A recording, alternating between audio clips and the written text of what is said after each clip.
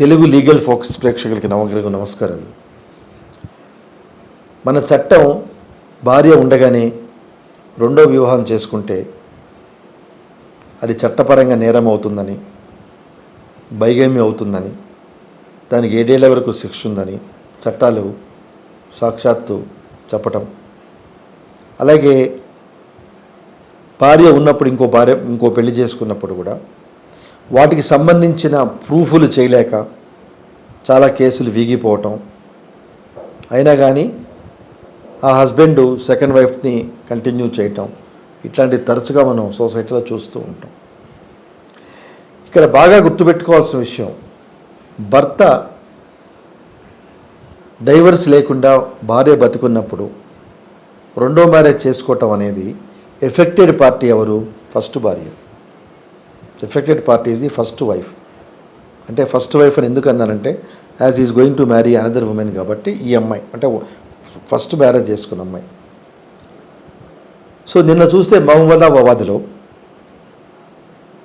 భార్యే తన సొంత బంధువులైన అమ్మాయి కొంచెం ఫిజికలీ ఛాలెంజ్డ్ పర్సన్. సో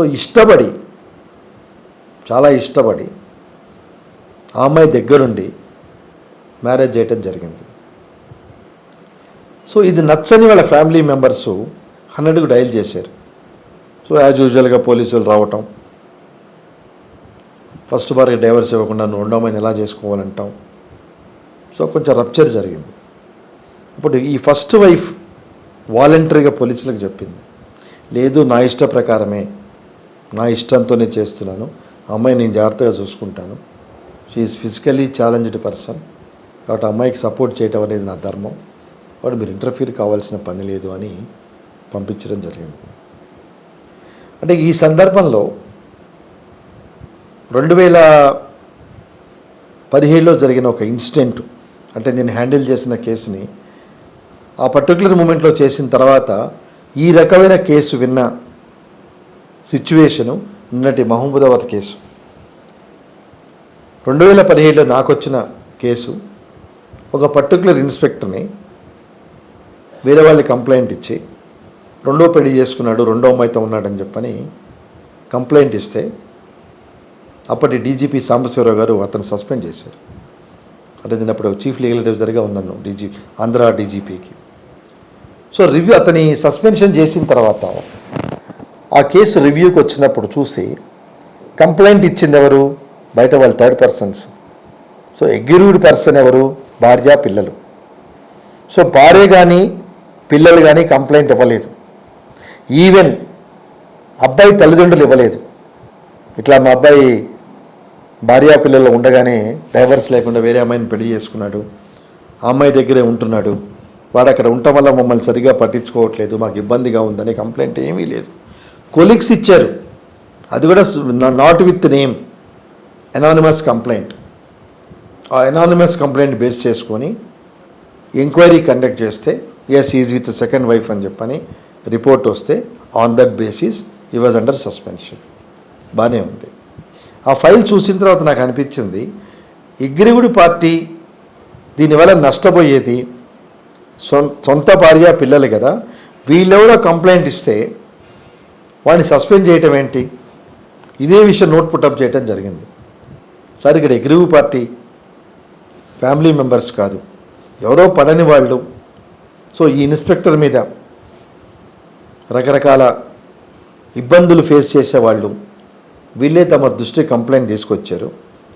కాబట్టి when the wife is actual person to agitate the issue, wife or children or including family members, none of the family members come forward and lodge a complaint. It is a complaint given by outsiders who have no locus standi. No doubt, being an officer in disciplined organization, he should follow the ethics, he should follow the rules and regulations, and he should follow code of service rules. ఇతను చేసింది నేను support చేయట్లా, but suspension చేసి అల్టిమేట్గా terminate చేయాల్సిన case కాదు. Enquiry conduct చేసి disciplinary proceedings అని, utmost as a punishment, since the issue come to your notice, అతని ఇంక్రిమెంట్స్ వగేరాలో ఆ రకమైన పోస్ట్పోన్మెంట్ ఆఫ్ పనిష్మెంట్ ఇవ్వండి తప్పించి this is not a case where you have to take departmental action on the pretext as he has married second women. అంటే చాలా కేసుల్లో భార్య కానీ భార్య తాలూకు బంధువులు కానీ కంప్లైంట్ ఇవ్వటం, దాని మీద గట్టిగా స్ట్రెస్ చేయటం, ఆయన వేరే అమ్మాయిని పెళ్లి చేసుకున్నాడని, తద్వారా మాకు ఇబ్బందులు ఉన్నాయని చెప్పడం జరిగినప్పుడు కాబట్టి దాన్ని 498 కింద కేసు కట్టడం, అలాగే ఎంప్లాయీ అయితే సస్పెన్షన్ పెండింగ్ ఎంక్వైరీ ప్రొసీడింగ్స్ చేయటం, ఇవన్నీ జరుగుతాయి. సో ఇక డైరెక్ట్ వైఫే చెప్పింది. అంటే ఈ కార్యక్రమం ద్వారా ఐఎమ్ నాట్ అడ్వైజింగ్ వ్యూయర్స్, అంటే మీ భార్య కన్సల్ట్ తీసుకొని రెండో మ్యారేజ్ చేసుకోమని నేను చెప్పట్లేదు. The maintainability of the second marriage at times is also acceptable when your wife given her consent and he has played a predominant role in performing the second marriage. So each case and facts are different. So మన అన్నిటినీ ఒకేలాగా చూడటానికి వీల్లేదు. Even today బైగమీ is N offence, బైగమీ is a punishable offence. కానీ special సర్కమస్టెన్సెస్లో దాన్ని కొన్ని exemption తీసుకునే వెసులుబాటు కూడా చట్టం కల్పించలేదు. ఇవన్నీ ప్రామాణికాలుగా ఏదైనా కంప్లైంట్ వచ్చినప్పుడు we should be in a position to explain and convince the court under these circumstances this particular incident has happened. So therefore we're not aggrieved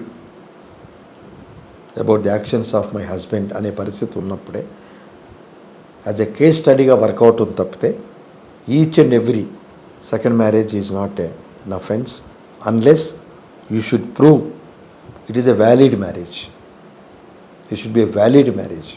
అందుకే చాలా సందర్భాల్లో 494 కేసులు ఎందుకు వీగిపోతాయంటే we are not in a position to prove వాళ్ళతో కలిసి ఉన్నాడు.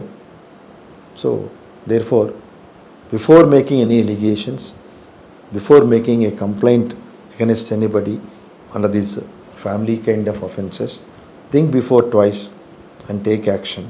నమస్తే.